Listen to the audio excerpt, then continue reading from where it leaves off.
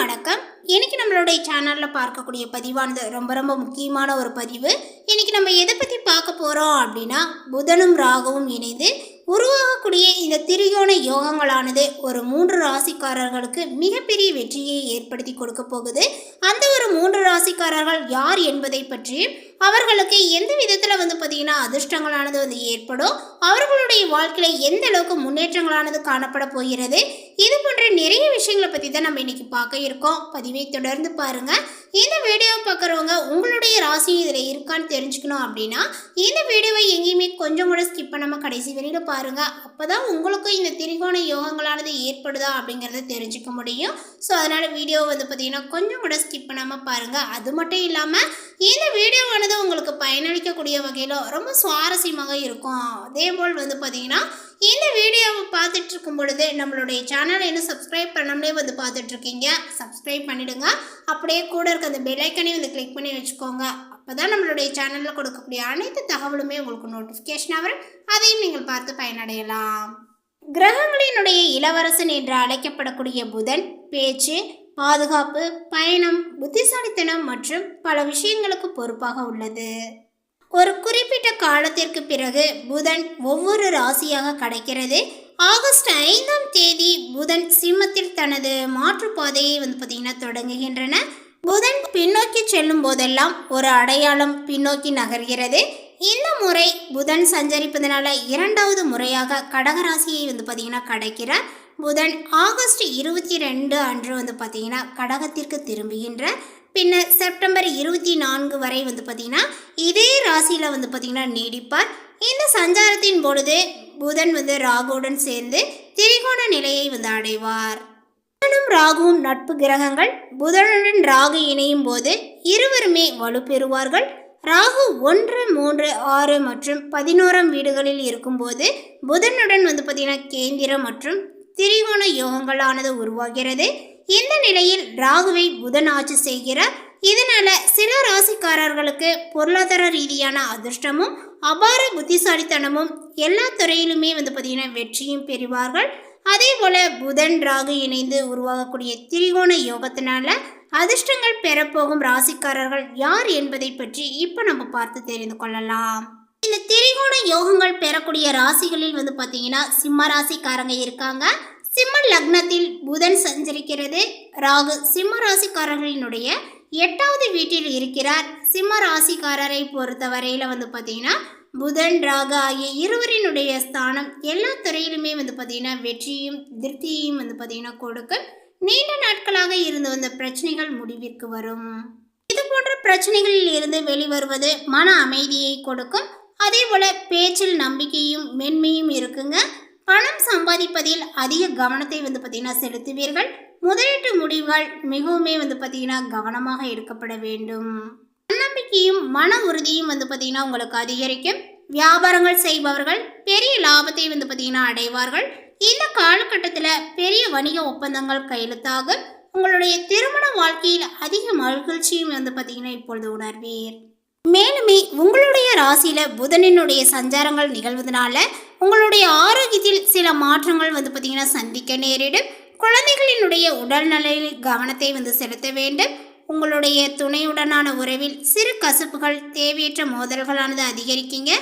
ஏதேனும் புதிய முதலீடு, புதிய தொழில் செய்ய நினைப்பவர்கள் நன்கு பார்த்தீங்கன்னா கலந்தாலோசித்த பின்பு பார்த்தீங்கன்னா செய்வது நல்லது. இல்லையெனில் இழப்புகளானது ஏற்படலாங்க. புதனினுடைய துர்துஷ்டமான விளைவுகளை தவிர்க்க நீங்கள் புதன்கிழமைகளில் பார்த்தீங்கன்னா துர்கா தேவிக்கு பச்சை நிற வஸ்திரங்களை சாற்றி வழிபட வேண்டும். அடுத்ததாக பார்த்தீங்கன்னா திரிகோண யோகத்தை பெறக்கூடிய ராசி பார்த்தீங்கன்னா கடகராசி. கடகராசிக்காரர்களுக்கு புதன் சஞ்சரிப்பதும் ராகுவுடன் உள்ள ஸ்தானங்களும் சாதகமாக இருக்கு. இது நிதி ரீதியாக ஆதாயங்களானது பார்த்தீங்கன்னா கிடைக்கக்கூடிய காலங்கள் அப்படின்னு சொல்லலாங்க. ராகு அவர்களினுடைய அதிர்ஷ்ட லக்னத்தில் பார்த்தீங்கன்னா வசிக்கிறார். அதேபோல் பார்த்தீங்கன்னா அனைத்து துறைகளிலும் அதிர்ஷ்டத்தின் ஒரு பார்வையானது உங்களுக்கு இருக்கும். புதிய வருமானத்திற்கான வாய்ப்புகள் கிடைக்கும். உறுதியான பேச்சு மூலம் நம்பிக்கையை பார்த்தீங்கன்னா வெளிப்படுத்தலாம். குடும்பம், நண்பர்கள் மற்றும் வாழ்க்கை துணைக்கு உணர்வுகளை பார்த்தீங்கன்னா தெளிவான வார்த்தைகள் மூலம் தெரிவிக்க முடியும். குடும்ப உறுப்பினருடன் ஒற்றுமையாக இருக்க முடியும். அதே போல பல துறைகளில் இருந்து நிதி ஆதாயங்களானது உண்டாகும். வெளிநாட்டில் வியாபாரங்கள் செய்பவர்கள் நன்மை அடைவார்கள். பொருளாதார நிலைகள் மேம்படுவதனால பணமானது இப்பொழுது குவியும். அடுத்ததாக பார்த்தீங்கன்னா துளராசி. இந்த துளராசிக்காரர்களுக்கு புதனினுடைய பயிற்சியும் ராகுவினுடைய நிலையும் நன்மையை கொடுக்கும். வெளிநாட்டில் இருந்து பணம் வர வாய்ப்புகள் உள்ளது. வெளிநாட்டில் உயர்கல்வி பெற வேண்டும் என்ற கனவு காண்பவர்கள் இப்பொழுது இந்த காலகட்டத்தினை சரியாக பார்த்தீங்கன்னா பயன்படுத்தி சாதிக்கலாம். இந்த காலகட்டத்தில் அவர்கள் அதிர்ஷ்டத்தின் முழு ஆதரவை பார்த்தீங்கன்னா பெறுவார்கள். போட்டித் தேர்வுகளில் வெற்றியானது பெறலாம். நீண்ட நாட்களாக முடிக்காமல் இருந்த வேலைகள் இப்பொழுது நிறைவேறும் அப்படின்னு தான் சொல்ல வேண்டும். பொருளாதார நிலைகள் வெகுவாகவே பார்த்தீங்கன்னா மேம்படும். வாழ்வினுடைய துன்பங்கள் அனைத்தும் நீங்கும். அதேபோல் அரசு அதிகாரிகள் மற்றும் அதிகாரிகளினுடைய ஒத்துழைப்பானது உங்களுக்கு கிடைக்குங்க. அரசினுடைய திட்டங்களால் ஆதாயத்தையும் நீங்கள் அடைவீர்கள். கலைத்துறையில் இருப்பவர்களுக்கு பொருளாதார ஆதாயமும் சமூகத்தில் அங்கீகாரமும் உங்களுக்கு கிடைக்கும்.